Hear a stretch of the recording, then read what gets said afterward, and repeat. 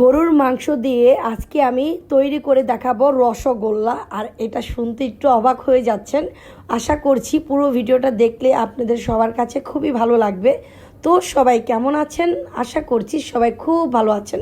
তো প্রথমে আমি গরুর মাংসটাকে ভালো মতন ধুয়ে একটি জালিতে মানে সুন্দর মতন ছেঁকে নিয়েছি, জানি কোনো পানি জানি না থাকে।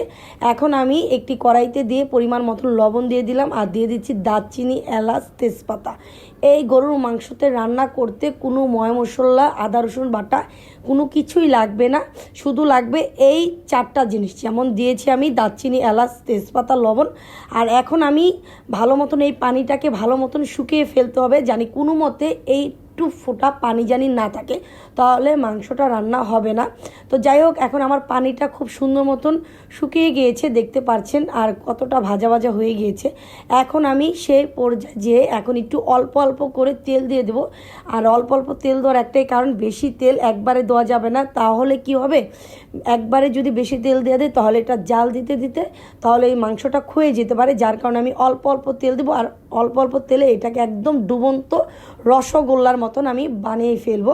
তো দেখতে পাচ্ছেন মাশাআল্লাহ কত সুন্দর হয়েছে কালারটা, আর এটা কত সুন্দর তেলের ভিতরে ডুবন্ত করে আমি রেখেছি।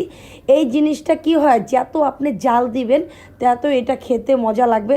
যখনই ঘরে কোনো কিছু না থাকবে তখনই আপনি এই মাংসটা যদি ঠিক আমার মতন করে রান্না করে রেখে দেন। আর এটার একটা কাজ হলো, প্রতিদিন একবার করে জাল দিতে দিতে এই জিনিসটা গরুর মাংসটা কালো হয়ে যাবে, আর এটা তখনই খেতে মজা লাগবে যখনই ঘরে কোনো তরকারি বা কোনো কিছু শাকসবজি না রান্না করবেন, তখন শুধু একটু ডাল চচ্চড়ি করবেন, বিশ্বাস করেন। আর তখন যদি এটার সাথে এক পিস এরকম কালো মাংস নিয়ে খান, তাহলে খেতে কিন্তু মাশাআল্লাহ খুবই অসাধারণ লাগবে। তো যাই হোক, আপনাদের কাছে এই গরুর মাংস রসে ভিজানো টুলটুলো তেলের ভিতরে আপনাদের সবার কাছে কেমন লাগলো সেটা অবশ্যই আমাকে কমেন্টে জানাবেন। তো সবাই সুস্থ থাকবেন, ভালো থাকবেন, আল্লাহ হাফেজ।